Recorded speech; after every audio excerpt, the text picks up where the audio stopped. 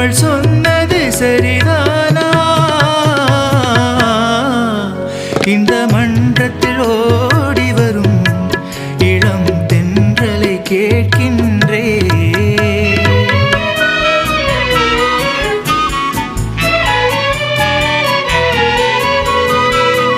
தன் கண்ணனை தேடுகிறாள், மன காதலை கூறுகிறாள்.